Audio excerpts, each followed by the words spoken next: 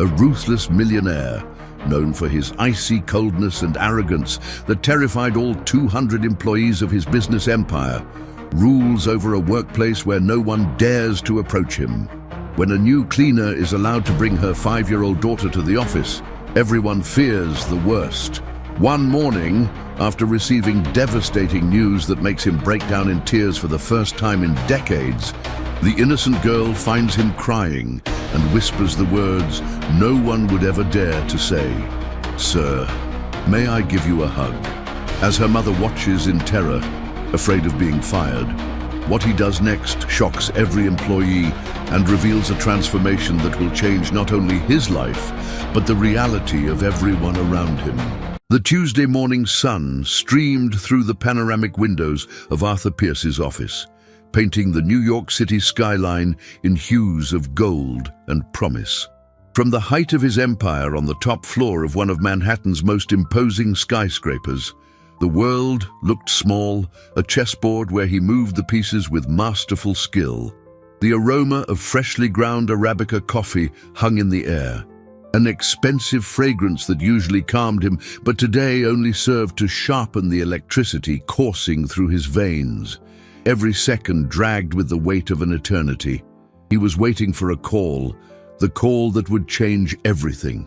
His company, a colossus built on sweat and an unshakable faith in his own talent, was teetering on the edge of a financial precipice he refused to admit to publicly. That phone call from an international investor, a man named Petrov, who had appeared like a guardian angel, was the only bridge across the chasm.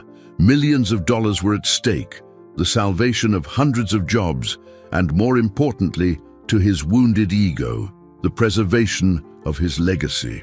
A soft knock on the solid oak door pulled him from his reverie. It was Elena, his cleaning lady, a woman with a tired but dignified gaze who kept his sanctuary immaculate. Beside her, shyly clutching the hem of her uniform, was a little girl with large, watchful eyes, young Lara. Eleanor stepped forward, her face etched with worry. "Mr. Pierce, I am so sorry.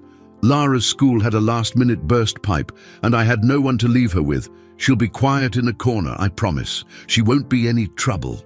Arthur, who normally loathed any break in his meticulously controlled routine, felt a pang of irritation but masked it with a forced smile. "It's fine, Elena. As long as she's silent." He barely glanced at the child, his thoughts already returning to the anxious melody of the phone that refused to ring. Lara didn't need to be told to be quiet. Silence was her shield in a loud, unpredictable world. As her mother began her work, she settled into a small armchair in the corner of the office, a tiny dot amidst the vastness of leather, glass, and steel. Her eyes, however, weren't on the expensive toys or the art books on the coffee table. They were fixed on Arthur. She watched him pace, his jaw tight, his gaze lost in the urban landscape. She had seen him like this the day before, but his anxiety was different. Yesterday, while her mother was cleaning the adjacent conference room, she had overheard him on the phone with a man who had a slick, grating voice. The name Petrov was mentioned, along with numbers she didn't understand. But it was the man's tone that had made her shrink back. It was the same tone the dangerous men in her neighborhood used before something bad happened, a mixture of false friendship and veiled threat. Suddenly, Arthur's personal cell phone rang, shattering the tension. It was a call from his COO. "Emergency meeting, Arthur. Now, one of our biggest clients is threatening to pull their contract." The urgency in the voice on the other end was undeniable. Arthur swore under his breath. "I'm on my way," he said, hanging up. He grabbed his briefcase, his face a mask of frustration. He looked at Elena. "I have to step out. If a Mr. Petrov calls from overseas, please take a message. Tell him I'll call back as soon as I can. It's the most important call of my life." With that, he hurried out, the door closing behind him with a soft click. The silence returned to fill the office, heavier now. A few minutes later, the phone on Arthur's desk began to ring, its shrill sound cutting through the air. Elena was in the other room, the noise of the vacuum cleaner drowning out the call. But Lara heard it. She looked at the flashing device, the name Petrov glowing on the caller ID. The memory of yesterday's slick voice echoed in her mind. She saw the anxiety on her boss's face, his blind faith in that name. With a determination that belied her age, she slipped off the armchair, walked to the imposing desk, climbed onto the leather chair, and picked up the receiver. Outside the door, Arthur stopped. He had forgotten his wallet. He turned the handle silently, pushing the door open, just a crack. That's when he heard a small, cold voice say the words that froze the blood in his veins. "Never call my boss again." A sharp click followed, the sound of the phone being hung up. Arthur stood paralyzed, confusion and shock seizing his mind. What the hell was happening? For a long moment, Arthur remained motionless in the crack of the doorway, the click of the phone echoing in his mind like a gunshot in the silence. Reality seemed to have folded in on itself, creating a scenario so absurd his brain refused to process it.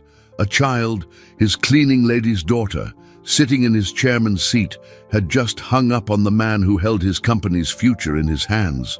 The initial confusion quickly gave way to a wave of icy fury. Every beat of his heart hammered out a single word: disaster. He shoved the door open with force, the sound of the wood hitting the frame making Eleanor, who was returning from the kitchenette with a cloth in hand, jump in fright. Her eyes widened at the scene. Arthur, standing like a thundercloud, and her daughter, Lara, still perched in the leather chair that seemed to swallow her whole, her small hand resting on the silent phone. Elena. Arthur's voice was dangerously low, devoid of any warmth. "Can you explain to me what is happening here?" His eyes never left the little girl, who now stared back at him with a disconcerting seriousness, without a trace of childish fear. Elena dropped the cloth, her face pale with dread. "Mr. Pierce, I don't know. I swear she didn't mean any harm." "Lara, what did you do?" "Apologize to your boss right now." She rushed toward her daughter, her hands trembling, ready to pull her from the chair, to kneel and beg if she had to. Losing this job would be the ruin of her small family. But Lara didn't move. She just looked at Arthur, her dark, deep eyes conveying an unshakable conviction. "He was a bad man, Mommy," she said, her voice firm. Arthur let out a short, bitter laugh, a sound that contained no humor. "A bad man? You just cost this company millions of dollars because of a childish fantasy." He strode to the desk, his imposing presence filling the space. He leaned in, resting his knuckles on the polished wood, his face inches from Lara's.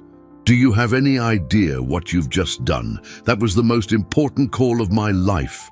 The desperation he had been hiding for weeks began to leak through his controlled facade. The humiliation of being on the brink of bankruptcy, the crushing pressure, it all focused on this small figure who had dared to interfere with his destiny. "Elena, get your things, and your daughters, you're both dismissed." The words fell like death sentences in the silent office. Tears finally welled in Elena's eyes, streaming down her tired face. "Please, sir, it was an accident. She's just a child. I need this job." She grabbed Arthur's arm, a gesture of desperate supplication. He pulled away, repulsed by the touch. His decision was final. Discipline and order were the pillars of his success. There could be no room for this kind of chaos. He was already calculating the damage, figuring out how he could fix this, how he could call Petrov back and apologize, invent a plausible excuse for the call being dropped by a child. It was then that Lara's voice cut through his frantic thoughts. He said the name scrap iron. The sentence was delivered quietly, almost a whisper, but it had the effect of a shout. Arthur froze, the dismissal process in his mind grinding to a halt. He turned slowly toward her. "What did you say?" Elena looked at her daughter, confused. "Lara, what name is that? Stop making things up." But the girl wasn't making things up. Her eyes were locked on Arthur's, a strange bridge of communication forming between the millionaire and the child from the outer boroughs. "Yesterday," she continued, her voice gaining strength, "when he was talking to you from the other room, he said the plan was just like what they did to Scrap Iron, the same man who tricked the owner of the deli on our street." Arthur remained silent, the fury in his chest being replaced by a cold, creeping sense of unease. The name Scrap Iron meant nothing to him, but the specificity of the warning, the conviction in those childish eyes, was undeniable. How could she know something like that? The mention of an unknown name. Just Scrap Iron, coming from the mouth of an 8-year-old girl, should have been absurd, easily dismissed. Yet something in the way Lara spoke, in the clarity of her memory, planted a seed of doubt in Arthur's mind. It was a tiny, almost insignificant seed buried under layers of corporate arrogance and certainty, but it was there. He looked at the girl, who still stared at him with an unusual gravity, and then at Elena, whose face was stained with tears and confusion. Logic told him to ignore it, to proceed with the firing and try to salvage his multi-million-dollar deal. But his gut, the instinct for business that had taken him to the top, was screaming silently that something was wrong. "Explain," he said finally, his voice still hard, but lacking the finality of dismissal from before. He took a step back from the desk, crossing his arms, adopting the posture of a judge willing to hear one last appeal. Elena looked at her daughter with a mixture of fear and hope. "Lara, tell the truth. What did you hear?"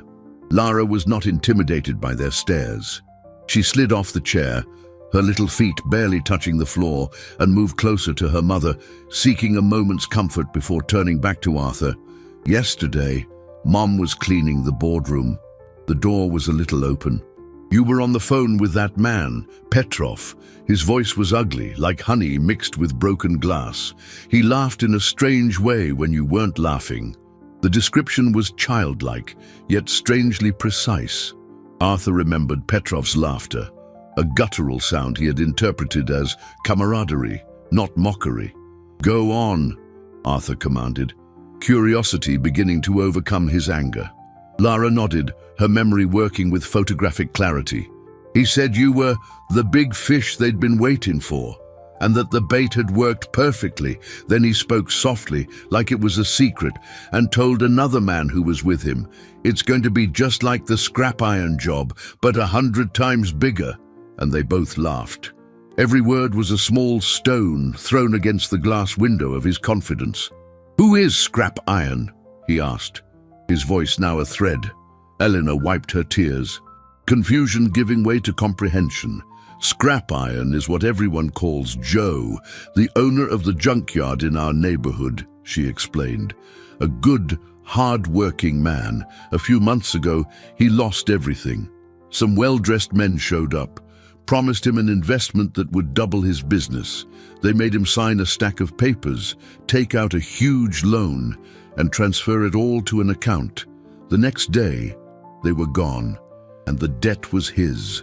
Joe lost the junkyard, his house, everything."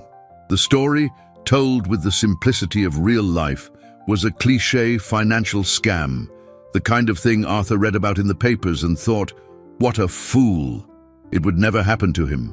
He was too smart, too experienced.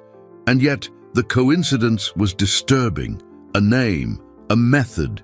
His mind began to race, connecting dots he had previously ignored. Petrov's rush to close the deal, the lack of a deeper due diligence from his team, lapses he had attributed to the urgency of the situation. The investor's insistence on using a specific account for the initial transfer, a standard procedure for international transactions, he had said. Arthur felt a chill run down his spine. The structure of the deal, stripped of its corporate jargon, was frighteningly similar to Scrap Iron Joe's simple story. He looked at the girl. She couldn't have invented this. The details were too specific, the connection too unlikely to be a product of a child's imagination. The realization hit him with the force of a punch to the gut. This child, with her wisdom forged on the rough streets of a neighborhood he only saw through the window of his town car, had identified a pattern that he, in his bubble of privilege and self-confidence, had been unable to see. The call he had been waiting for wasn't his salvation, it was the trap closing. The girl hadn't destroyed his future, she had saved it at the last possible second. The humiliation he felt was staggering, followed closely by a deep, genuine fear. He had almost handed his empire, his life's work, to a predator. And the alarm had been sounded not by his lawyers or financial consultants, but by an 8-year-old girl. His cell phone vibrated in his pocket. It was a text from his bank manager. "Arthur, the destination account for the initial wire has been confirmed. We can proceed tomorrow at 9 a.m. per your instructions." The bank manager's message glowed on the screen, each word a nail being hammered into the coffin of his arrogance. "We can proceed tomorrow at 9 a.m. The proximity of the disaster was palpable, a chasm he had nearly walked across with his eyes closed. By mere hours, perhaps minutes, he had been one step away from authorizing the transfer that would have led to his ruin. The air in the office seemed to thicken, becoming harder to breathe.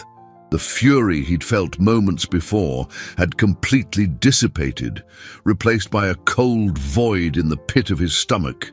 He looked at Lara, no longer as the cleaning lady's daughter, but as the bearer of an inconvenient and terrifying truth. The girl continued to watch him, her eyes showing no triumph, only a silent observation, as if she were waiting for him to finally understand the lesson the universe was trying to teach him. "Elena," Arthur said, his voice hoarse, almost unrecognizable. He sank heavily into one of the leather armchairs, the gesture of a man who had been physically struck. "Tell me more about this Joe, about what happened to him." Elena, sensing the dramatic shift in her boss, approached cautiously. She pulled her daughter close, her arm wrapping around the girl's small shoulders like a protective shield. "There's not much more to tell, Mr. Pierce. It was fast. They were charming, spoke beautifully, promised the world. They made Joe feel important, like he was the chosen one. He, who'd always been a simple man, believed his luck had turned. He signed the papers without reading them properly, trusting their word, and when the money vanished, so did they. The police were called, but they said it was a civil matter, that he'd signed the documents of his own free will. No one was arrested. Joe was left with the shame and the debt. Every detail of Elena's story was a distorted echo of his own negotiation with Petrov. The charm, the rush, the feeling of being the chosen one for a unique opportunity. The complex paperwork that his lawyers had reviewed, but perhaps not with the necessary skepticism, hurried by the promise of a capital infusion. Arthur felt a wave of nausea. He, the titan of business, the man who prided himself on smelling a bad deal from a mile away, was about to fall for the same scam that had victimized a humble junkyard owner. The only difference was the scale. Where Joe had lost tens of thousands, he stood to lose millions. The scam was the same. Only the size of the bait had changed. The humiliation was like acid corroding his pride. Being saved by a child was one thing. Realizing he was making the exact same mistake as a man he would have considered naive was another, far more profound. His phone rang again. This time, the name Petrov flashed on the screen. The shrill sound seemed to mock him. Instinctively, he glanced at Lara. The girl gave a subtle nod, as if giving him permission to face the truth. With a trembling finger, he answered, putting it on speakerphone so Elena and Lara could hear. "Arthur, my friend, I was getting worried. The call dropped. Any trouble?" Petrov's voice was exactly as Lara had described. Honey mixed with broken glass, falsely warm, dangerously smooth. Arthur took a deep breath, trying to keep his voice steady. "We had a small technical issue. Petrov, nothing serious. He needed time to think, to understand the extent of the trap. About tomorrow's transfer. Ah, yes, everything is ready on our end." My bankers are just awaiting your confirmation. As soon as your initial guarantee funds are in our account, we will release the full investment, standard procedure, as you know. The jargon was perfect, reassuring. But now, to Arthur, every word sounded like the click of a locking mechanism. He knew what he had to do. He had to buy time, he had to investigate, and he had to protect the girl who had just put a target on her own back. A terrible thought struck him. If Petrov was who Lara said he wasn't just a con man, he was a predator. And predators don't like it when their prey escapes, especially when they're exposed by an unexpected witness. The call was no longer about money, it was about survival. "I need another 24 hours, Petrov," Arthur said, his voice surprisingly calm, a facade of control he didn't feel. "My board is demanding a final, last-minute review. Bureaucracy. You know how it is." He hated lying, considered it a weakness, but right now it was his only weapon. A heavy silence settled on the other end of the line. For a moment, Arthur thought the connection had dropped again. But then Petrov's voice returned, the honey in his tone a little thinner, revealing the glass underneath. 24 hours. "Arthur, I thought we had an agreement. This opportunity is time-sensitive. My other partners are impatient." The word partners hung in the air, laden with a subtle threat. It was no longer a negotiation between two men, it was a warning. "It's non-negotiable, Petrov. End of business tomorrow. You'll have your answer," Arthur insisted, feeling cold sweat trickle down his back. He disconnected before the other man could protest, his heart hammering against his ribs. The bluff had worked, for now. He turned to Elena and Lara. The color had returned to Elena's face, but the fear in her eyes had been replaced by a new, deeper anxiety. She understood now that this wasn't just about her job. Her daughter had meddled in the affairs of dangerous people. "Elena, listen to me carefully," Arthur said, the command returning to his voice, but now aimed at protection, not reprimand. "From this moment on, you two are not leaving my side. You and Lara will stay here in the building. I have a fully equipped guest suite. No one will know you're here. It's the safest place for now." Elena opened her mouth to protest, to say she didn't want to be a bother, that they could take care of themselves. But the look on Arthur's face silenced her. It wasn't a request. It was a necessity. Their world had become dangerous in a matter of minutes, and this office, once a simple workplace, was now their only refuge. While a stunned Elena took Lara to see the luxurious apartment a few floors below, Arthur began to act. The first call was to his head of security, an ex-cop named Marcus, a man whose loyalty and discretion were absolute. Within minutes, Marcus was in his office, his impassive expression unchanged as Arthur recounted the bizarre story, omitting the source of his information for the moment. "I want you to dig into this Petrov. Full name, history, partners, everything. Use every resource you have, and I want you to find everything you can about a scam run on a man named Joe, a junkyard owner in..." He paused, glancing at the door. "I'll get you the address." Next, he called his lawyer and his bank manager, canceling the transfer and instructing them to freeze any transactions related to the deal until further notice. Each call was a step back from the precipice. Night fell over the city, but the lights in Arthur's office stayed on. He and Marcus worked in silence, the occasional sound of keystrokes and phone calls breaking the tension. The first pieces of information began to trickle in, and they were alarming. The name Petrov was a ghost. There were no official records, no online presence, nothing. The company he represented was a shell corporation, an empty vessel registered in a tax haven. It was a professional setup designed to be untraceable. Arthur's frustration mounted. He had the instinct, the warning, but no hard proof. How could he fight a shadow? In the middle of the night, exhausted, he went to check on Elena and Lara. He found them in the suite's kitchen.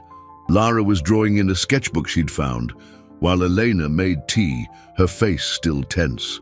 "I'm sorry for all of this, sir," she whispered. "No, Elena, I'm the one who's sorry," he replied, and the sincerity in his voice surprised her. "Your daughter, she saved me." He glanced at Lara's drawing.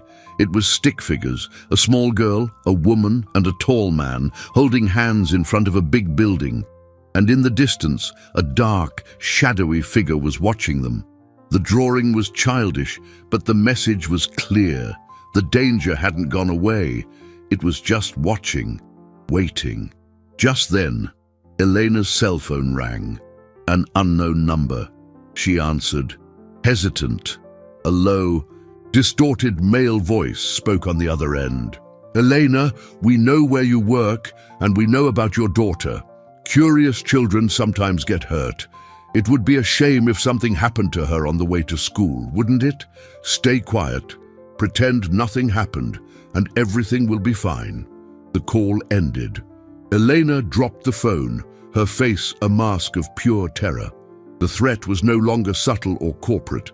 It was personal, direct, and brutal. They knew who they were, and they knew exactly how to hurt them. The dull thud of Elena's cell phone hitting the marble floor echoed in the apartment's silence, a fragile sound that marked the beginning of a new kind of fear. The terror that washed over her face was primal, the anguish of a mother who had just heard her worst nightmare verbalized. The anonymous caller's words hung in the air, venomous and sticky.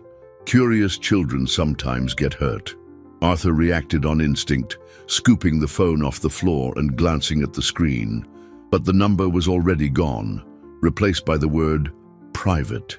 The threat was designed to be a ghost, untraceable, but its impact terrifyingly real. Lara, who had been absorbed in her drawing, looked up, her large, dark eyes fixed on her mother's pale face. And she understood, with the sharp intuition of someone who has always lived on alert, that the monster she had drawn had just snarled through the phone. "They are not going to touch you," Arthur said, his voice more of a vow than a reassurance. The anger he felt was cold and sharp. It was one thing for them to try and con him, to steal his money, to attack his business. That was the game, however dirty. But to threaten a child, to use a mother's love as a weapon that crossed a fundamental line, it turned a business problem into a personal war. He led Elena, who was trembling uncontrollably, to a sofa. Lara, without a word, climbed up beside her mother and hugged her, a small body offering immense comfort. The girl's silent act of courage only solidified Arthur's resolve. He was no longer just defending himself, he was protecting them.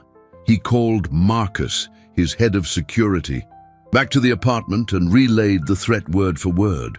Marcus's normally impassive face tightened into a hard line. "They're testing you. They want to see if the threat is enough to buy your silence," Marcus said. "That means two things.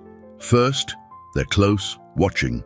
Second, the girl really did hear something that seriously incriminates them." Arthur looked at Lara, who was now stroking her mother's hair. A child who had become the key witness in a criminal conspiracy. The irony was cruel.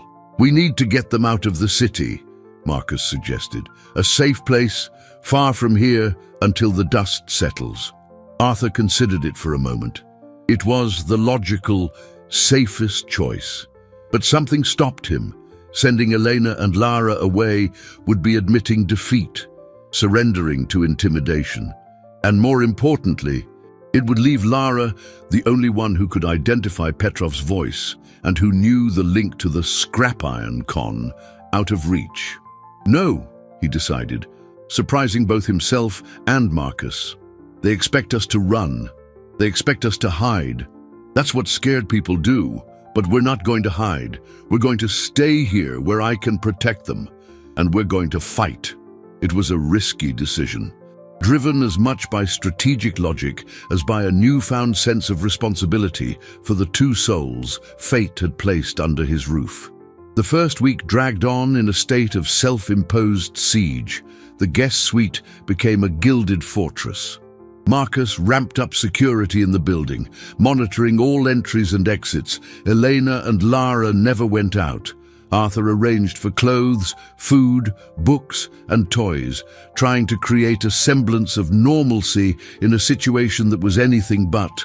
By day, he and Marcus continued to dig, searching for any lead on Petrov and his network. Every dead end heightened the frustration. The scrap iron Jocon seemed to be their only tangible link, but the poor man was too terrified to talk, fearing reprisals against his own family. The criminal network was like a spider's web, invisible until it was too late. Late in the week, the second small breakthrough came. Marcus, using a shadowy contact in the banking system, managed to trace the account where Arthur's money was supposed to go.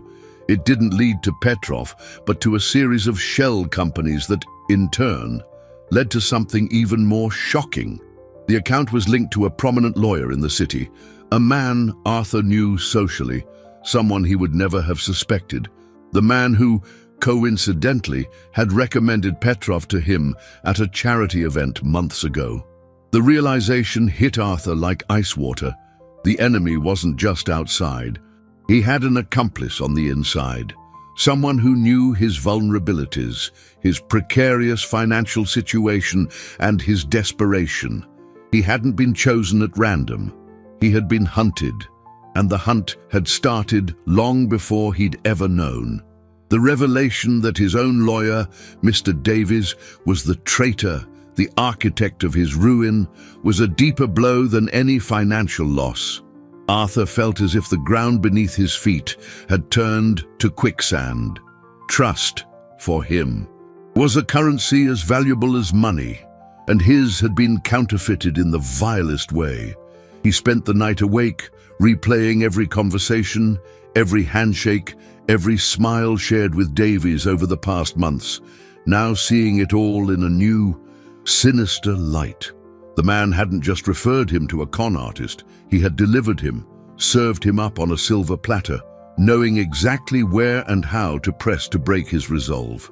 His company's financial desperation wasn't a secret, but Davies knew the intimate details, the true extent of the problem. He had used that privileged information to weave the perfect web. The atmosphere in the guest suite shifted. The initial tension, fueled by the adrenaline of discovery and flight, gave way to a heavy silence, the kind that accompanies a long wait. Elena tried to maintain a routine, cleaning an apartment that was already immaculate, preparing meals that were barely touched. Lara, meanwhile, seemed to be the small group's anchor of sanity. She didn't question, didn't complain about the confinement. She spent hours drawing or reading the books Arthur had provided, her calm presence a stark counterpoint to the whirlwind of emotions in the adults around her. Sometimes, Arthur would watch her and wonder how a child could carry so much weight with such grace. He realized now that her resilience wasn't childish. It was the armor of a survivor. It was on a rainy Thursday afternoon that the course of the story changed irrevocably. Arthur was in his office, reviewing Marcus's reports on Davies, a life of unexplained luxury, frequent trips to the same tax havens as Petrov's company, when his intercom buzzed. It was his receptionist, her voice trembling with panic. "Mr. Pierce, there are people here. They say they're from financial crimes. They have a warrant. They're turning the place upside down." Arthur felt his blood run cold. He raced to the small adjacent security room where Marcus was already monitoring the cameras. The scene on his executive floor was one of controlled chaos. Men and women in dark suits, moving with a cold efficiency, were seizing files, computers, documents. An invasion? How? "No one knew we were investigating," Arthur muttered, more to himself than to Marcus. The answer came minutes later, via one of Marcus's contacts in the force. "It's not an investigation into Petrov or Davies, Arthur," Marcus said, his face grim.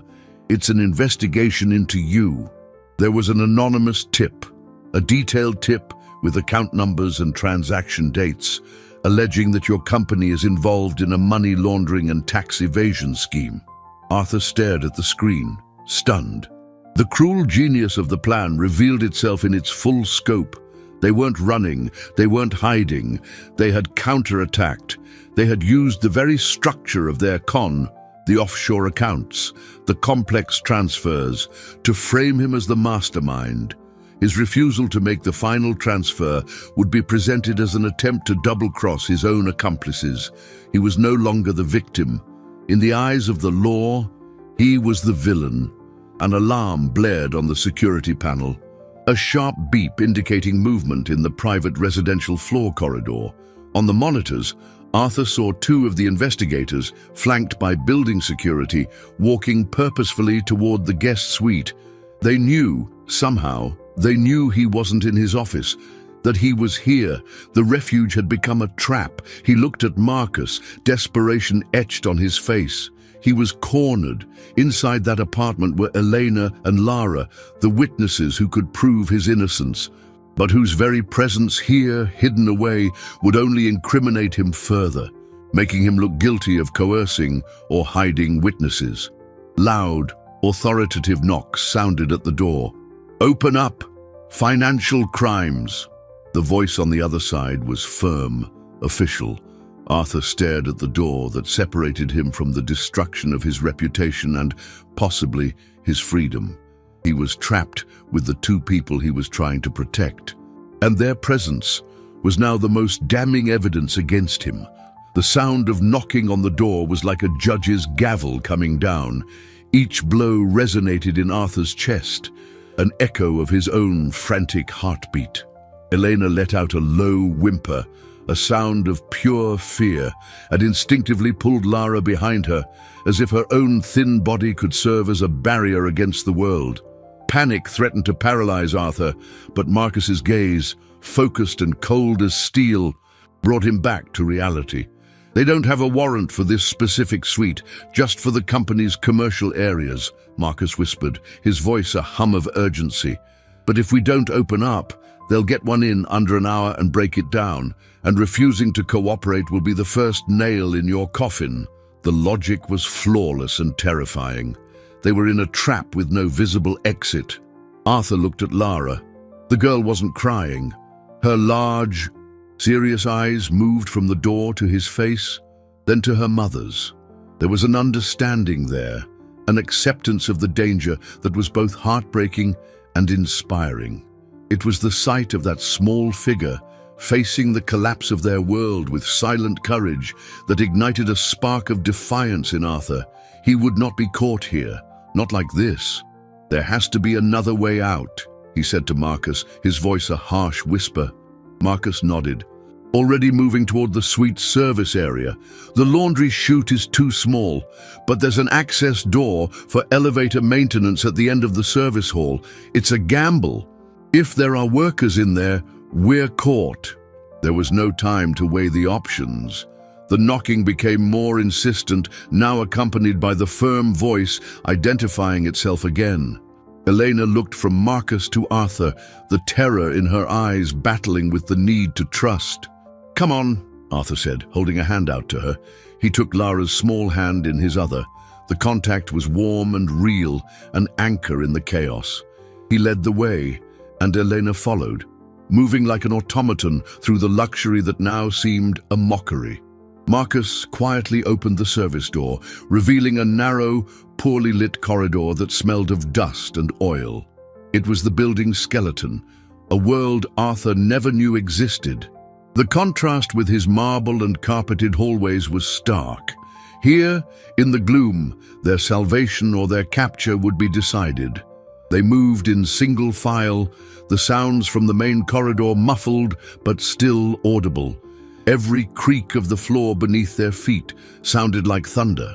Arthur kept Lara close, feeling the implicit trust in her small hand that held his tightly. Never in his life had he felt so responsible for other people. This wasn't the distant responsibility of a CEO for his employees, but the visceral responsibility of a guardian. In that dark hallway, he was not a millionaire. He was just a man trying to protect a family. Marcus stopped before an unmarked metal door. He pressed his ear against it, listening for a long moment before turning the handle with agonizing slowness. The door opened with a low groan, revealing not the elevator shaft, but a spiral service staircase, plunged into darkness. It was an escape route. They descended several flights in absolute silence, emerging onto an empty office floor still under renovation. They were safe, for now. The distant sound of sirens outside was a reminder that the world hadn't paused for their drama. Exhausted, they sank onto the dusty floor of an unfinished office. Just then, Marcus's phone vibrated. He answered, listened for a moment, and his face hardened. He looked at Arthur, and the news came like a final punch. That was my contact on the board.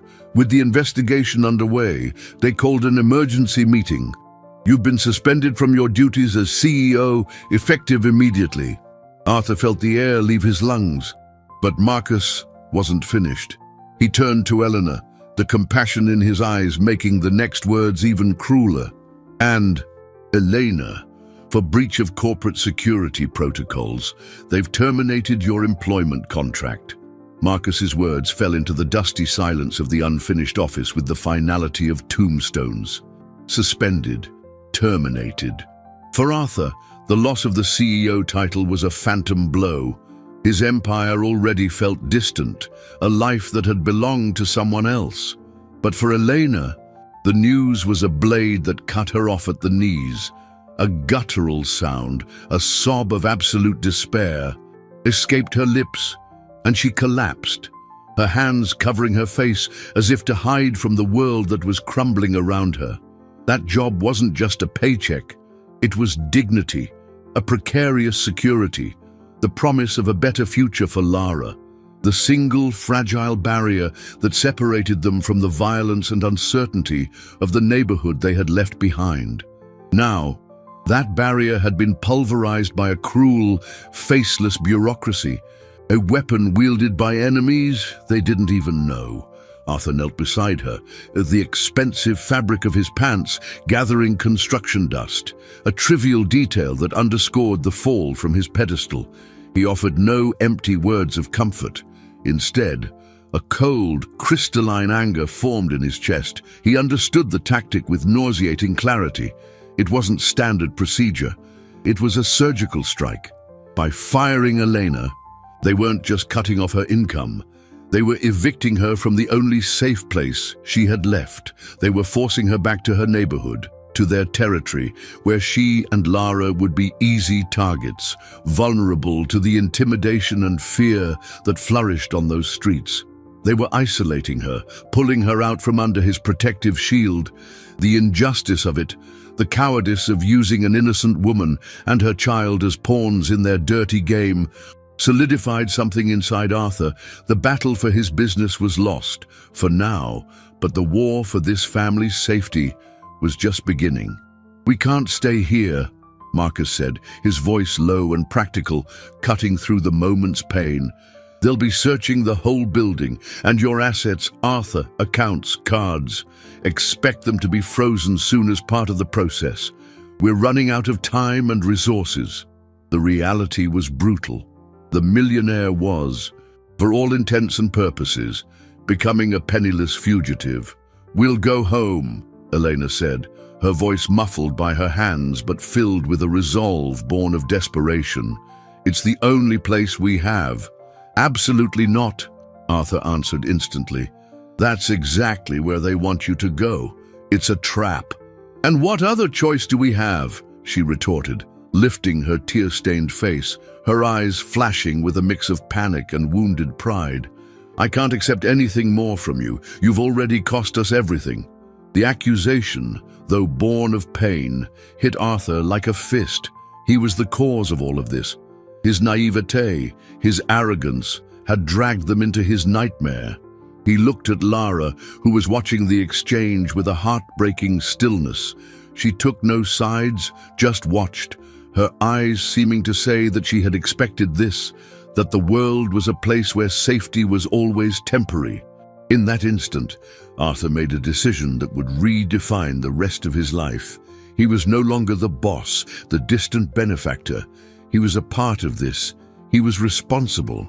"Then I'm going with you," he said, his voice firm, unwavering. Eleanor and Marcus stared at him, stunned. "Arthur, that's insane," Marcus said. "You'll be a sitting duck there."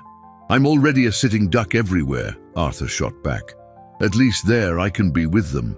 I'm not leaving them alone, not after what I've done."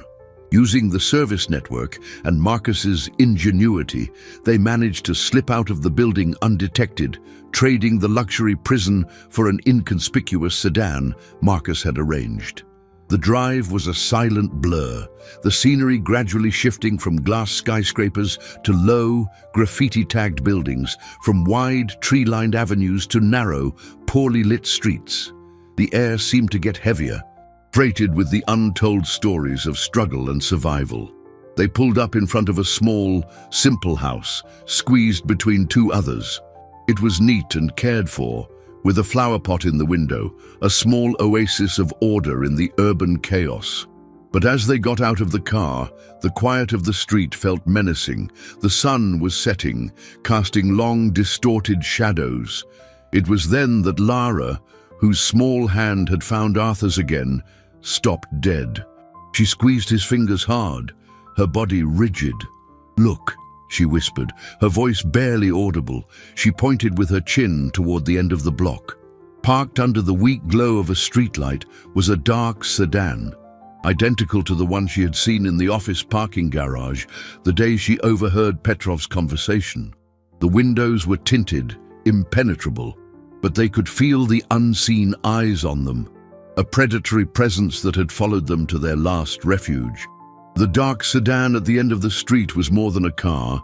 It was a statement, a black ink stain on the pale watercolor of twilight, a predator waiting patiently at the edge of the herd, a cold dread, completely unlike the financial fear he knew, crawled up Arthur's spine. This was a primal fear, the fear of being hunted. For an instant, the world seemed to slow, the distant hum of traffic fading to a murmur. The only clear sound, the ragged breathing of Elena beside him. It was Marcus who broke the spell. "Inside, now!" he ordered in a low, firm whisper, moving to place himself between them and the car, an instinctive human shield. He gently nudged Arthur and Elena toward the door of the small house. Elena, her hands trembling, managed to find the key in her purse and open the lock.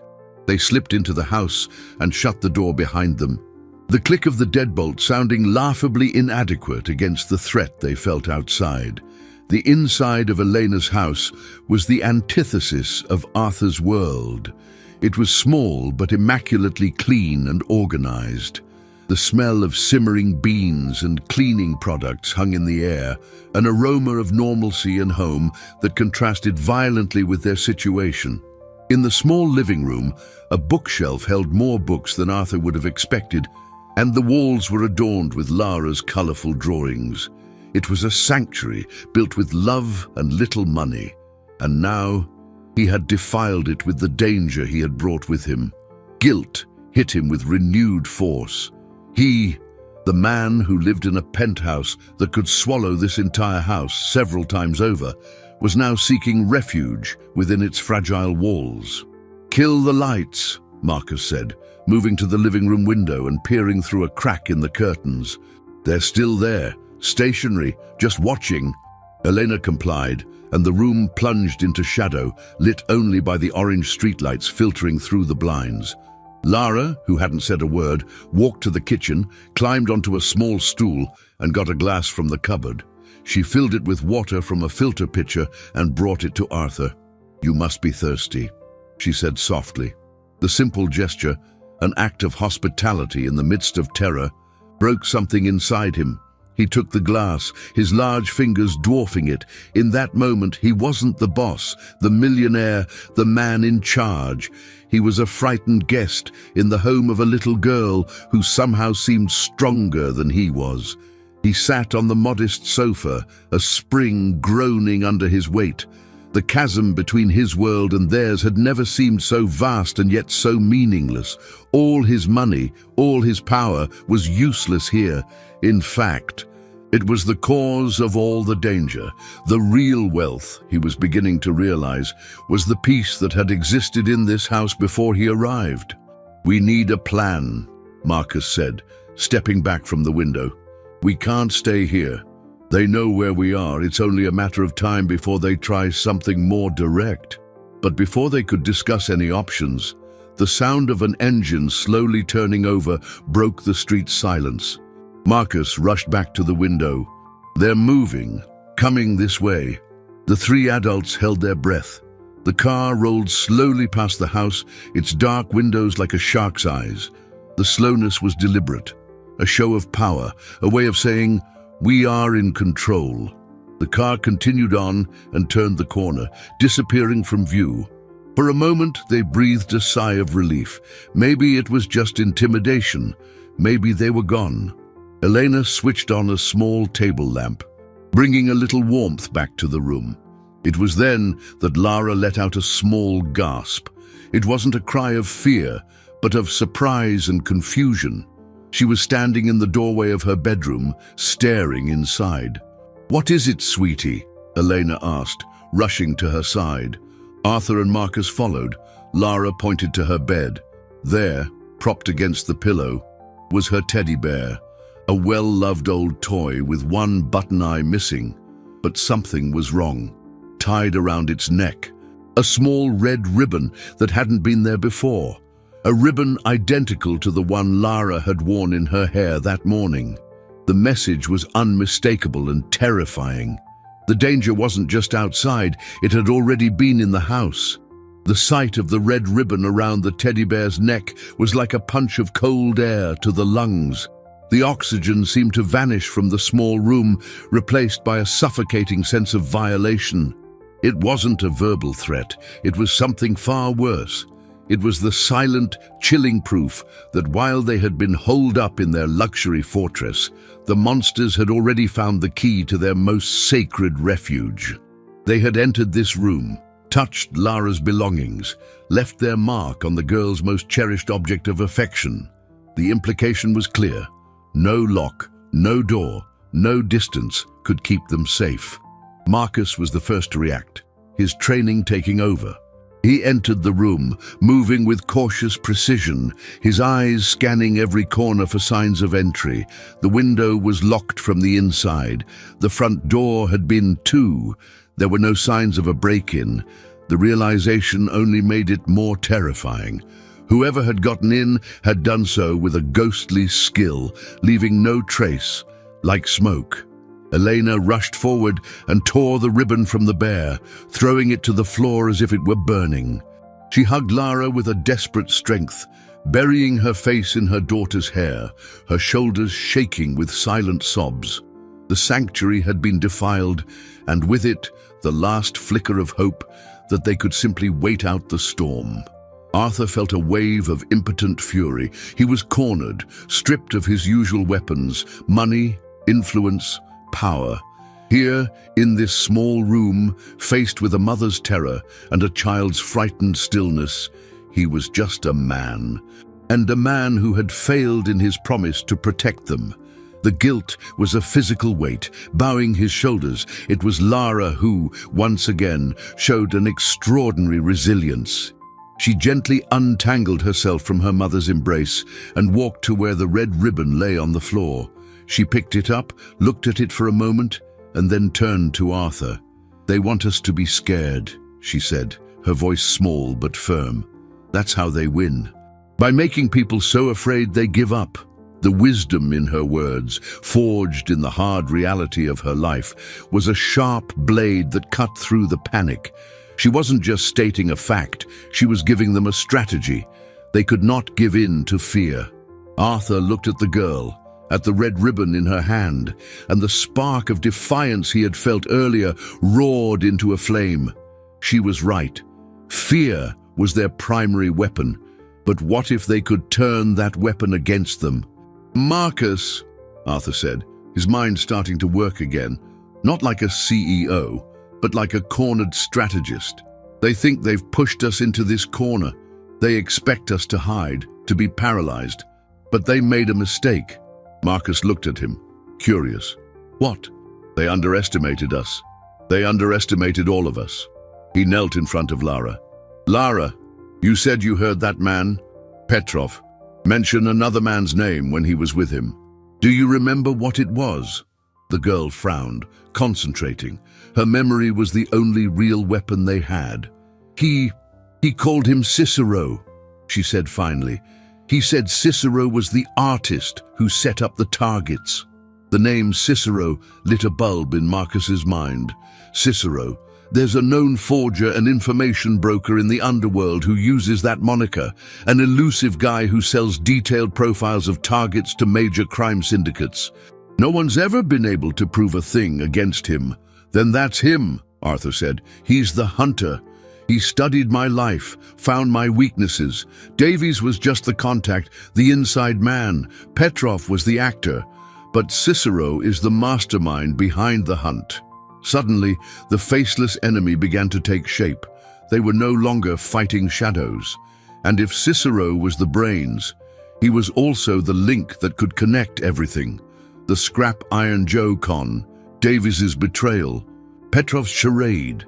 They had to find him. The idea was insane. 2 men and a child with no resources, hunting one of the most discreet operators in organized crime. But it was the only chance they had.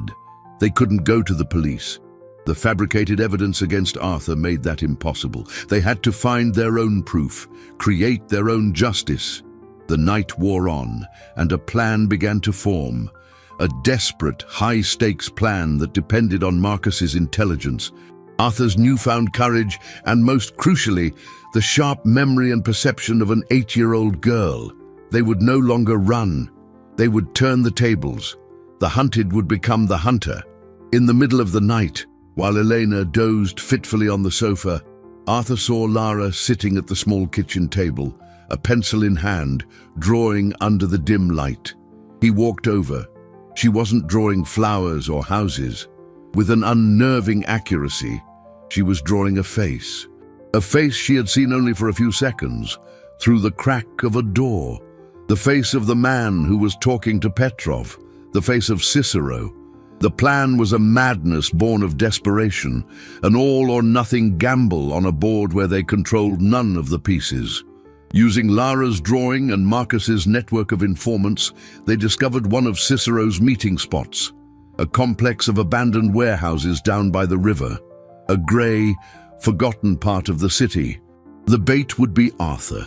He would call Mr. Davies, his former lawyer and betrayer, pretending to be broken and terrified, willing to hand over the girl and her mother in exchange for his own safety and a small piece of the money.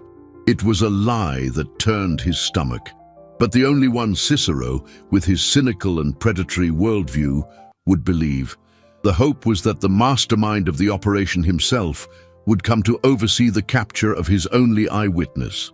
At dawn, the cold, damp air from the river enveloped Arthur as he waited beside his car in the center of a cracked concrete courtyard.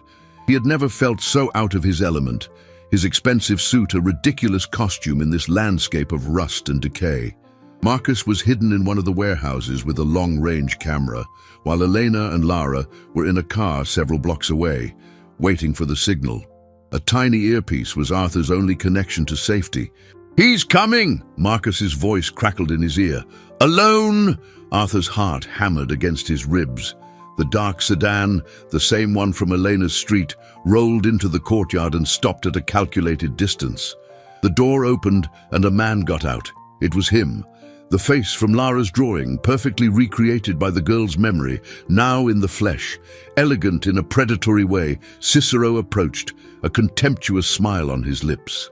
"Arthur, I must admit, I'm surprised you had the nerve to seek me out," he said, his voice calm but vibrating with power. "Where are they?" "First, the deal," Arthur replied, trying to keep his voice steady. "Guarantees that I walk away from this clean." Cicero laughed, a dry, joyless sound. "Did you really think you could turn this around, that you could negotiate? You have nothing, Arthur. Your company, your reputation, it's all gone. I built your ruin brick by brick. You are my trophy." He took another step, the predator closing in on his cornered prey. "Now tell me where the woman and child are, and maybe I'll ask my friends in prison not to be too rough on you." It was then that the sound of sirens cut through the air, growing rapidly louder. Cicero's smile widened. "Ah, and here comes your guarantee," he said, relishing the confusion and panic dawning on Arthur's face. "I called the police myself. A clandestine meeting between a fugitive fraudster and his accomplice. It fits the narrative I created for you rather nicely, don't you think? The trap wasn't for Lara and Elena. The trap was for him." Squad cars blocked the courtyard's exit, and armed officers swarmed out, surrounding the two men. A grim-faced detective approached.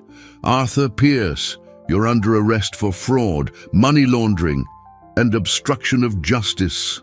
Cicero raised his hands in a gesture of mock surrender. "Thank God, detective. This man lured me here, trying to blackmail me. Everything was lost. Their plan had been reversed on them with diabolical perfection. Marcus was trapped in his observation post, helpless." As the officers moved to cuff Arthur, the inconspicuous car carrying Elena and Lara drove slowly into the courtyard. Elena got out, her face pale with fear, but resolute. The detective turned, annoyed by the interruption. "Ma'am, step back. This is a crime scene." "He's lying," Elena said, her voice trembling as she pointed at Cicero. "That man threatened my daughter." The detective gave her a look of weary skepticism. "Ma'am, this is a serious investigation. We don't have time for fantasies." At that moment, Lara got out of the car. She walked with a calmness that none of the adults there possessed, stopping beside her mother. She looked directly at the detective, her eyes fearless. "It's not a fantasy," she said, her voice clear and resonant in the silent courtyard. She held up her hand, and in it was Marcus's cell phone, which he had given her in case of an emergency. "So you'll want to see the picture I took of his face." Lara's words hung in the tense air, carrying a weight that belied her age. The detective, whose skepticism was armor forged by years of false testimony and dead ends, looked at the girl, the irritation on his face giving way to a flicker of curiosity. Cicero let out a mocking laugh. "A picture? Detective, are we really going to entertain this? It's the desperate trick of a ruined man using a child." He gestured toward Arthur, painting him as a cruel puppet master, but the detective didn't take his eyes off Lara. There was something in her posture, a complete lack of artifice, that made him hesitate. "What picture? Little girl?" he asked, his tone a fraction softer. Lara didn't answer with words. With steady fingers, she unlocked the phone and opened the gallery. She held it out to the detective. The image on the screen was not of Cicero's face in the courtyard. It was a photo taken discreetly, through a gap, from a low angle. The quality was imperfect, grainy, but the image was undeniable. It showed Cicero and Petrov sitting together at a table at a lavish outdoor cafe, laughing, with documents spread between them. Documents that, when zoomed in, revealed the logo of Arthur's company. It was the proof they never had, the visual link between the mastermind and the actor. The photo that Lara, with a survivor's intuition, had snapped on the day she first observed them in the building, an instinct to record something that felt wrong, dangerous. Cicero's smile faltered. He took a step toward Lara, predatory instinct taking over. "That proves nothing. It's photoshopped." But Marcus, seeing his opening, had already emerged from his hiding place, hands raised, holding his own camera. "I have video of him admitting to everything, detective," he said, his voice projecting across the yard. "I've recorded every word since he stepped out of that car, including the part where he bragged about framing Mr. Pierce and calling the police himself." Cicero's trap, which had seemed so perfect, had become his own cage. The detective looked from the photo on the phone to the video camera in Marcus's hands, and then to Cicero's face, where the veneer of control was finally beginning to crack, revealing the panic underneath. The pieces of the puzzle clicked into place. The anonymous tip, The targeted investigation, the dismissed testimony of a child, it all started to make sense in a new light. In the weeks that followed, Cicero's network crumbled like a house of cards. Lara's photo, combined with Marcus's recorded confession, was the thread that unraveled the entire tapestry. The investigation into Arthur was dropped and redirected toward the criminal organization. Mr. Davies, confronted with the exposed betrayal, confessed in exchange for a reduced sentence, detailing years of schemes and cons. Other victims, emboldened by the news, finally came forward, including a now courageous Scrap Iron Joe. The name Petrov was linked to a real identity, and an international arrest warrant was issued. Cicero, the untouchable artist, found himself entangled in a web of irrefutable evidence. The man who prided himself on never getting his hands dirty was now in handcuffs. For Arthur, the legal victory was almost an anticlimax. His company, though saved from bankruptcy, was scarred by the scandal. His name, cleared in the eyes of the law, still carried the wounds of public humiliation. But something fundamental had changed within him. The empire he had fought so hard to build no longer seemed like the ultimate prize. During the long hours of depositions and meetings with lawyers, he found himself thinking not of spreadsheets and profit projections, but of Elena and Lara. He had set them up in a safe apartment, far from everything, ensuring they had all they needed, but the distance felt wrong. Their absence in his life had created a void that no corporate victory could fill. One afternoon, after an exhausting meeting with his new board of directors, he dismissed his driver and drove himself to their temporary apartment. He knocked on the door, feeling a nervousness he hadn't felt in years. Eleanor opened it, and their eyes met in a charged silence. "I came to talk," he said, his voice oddly shy. She let him in. Lara was at the kitchen table doing her homework. She looked up at him and smiled, a genuine, warm smile that thawed something in Arthur's chest. He sat across from them, not as a millionaire, not as a boss, but as a man who finally understood what mattered. "I can't go back to the way things were," he began, looking at Elena. "None of it makes sense anymore. But I also can't imagine a future without you two in it. I know I have no right to ask, after everything I've put you through, but I'd like to propose something. Not a job, not charity, a partnership, a family." The word family hung in the small kitchen, as delicate and powerful as a butterfly. Elena looked at Arthur, her eyes searching his face for any sign of pity or obligation.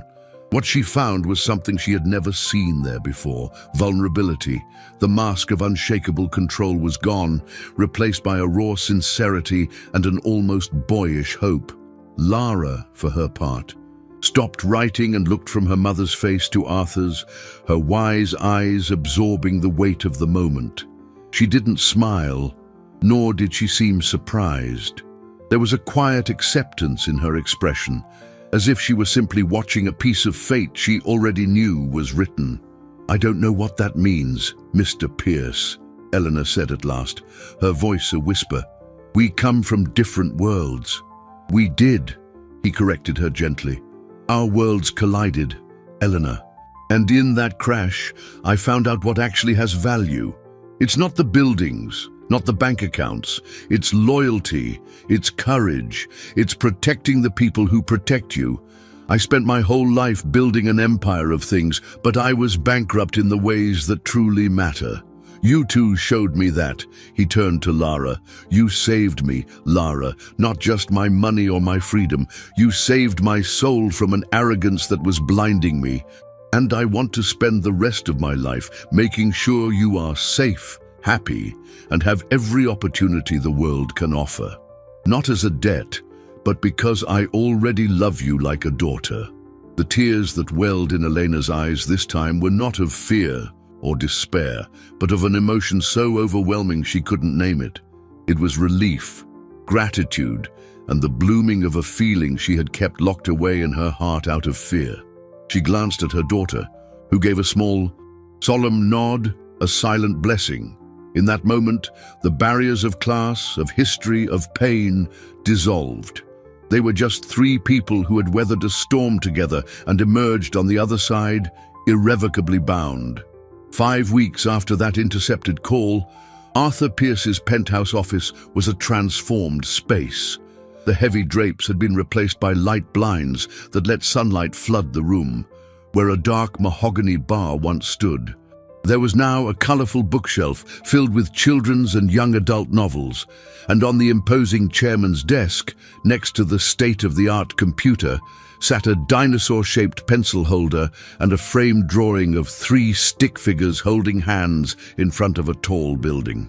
Arthur, who had legally adopted Lara, found that fatherhood suited him better than any designer suit. He restructured his company, but he did so with a new purpose.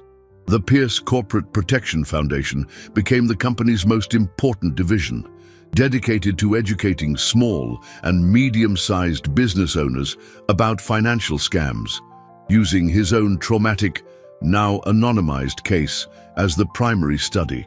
Elena, who refused to stop working, became the foundation's administrator, her empathy and life experience an invaluable bridge to the people they helped. The final scene unfolds on a Friday afternoon. Arthur is sitting at his desk, but he isn't looking at stock market figures. He's helping Lara with a math problem, chuckling at his own difficulty in remembering the rules for long division. Elena comes in with a tray holding coffee for him and juice for Lara. The desk phone, the same device that had nearly broadcast his ruin, rings. Arthur answers it, his voice calm and confident. Pierce Foundation, how can I help? He listens to a business owner's story on the other end. A story frighteningly familiar with its promises too good to be true. Arthur listens patiently, and at the end, he says the words that have become his new motto. Don't worry, you're not alone. We're going to help you see what's hiding in the shadows. He hangs up the phone, and his gaze meets Lara's. She gives him a knowing smile, the smile of someone who understands the secret of the universe. Arthur realizes, with a clarity that fills him with peace, that true protection doesn't come from high walls or security guards, but from the unexpected. It had come in the form of an 8-year-old girl whose street smarts had outmatched decades of business experience, and whose brave heart had taught him how to tell the difference between the gleam of fool's gold and the priceless value of true family.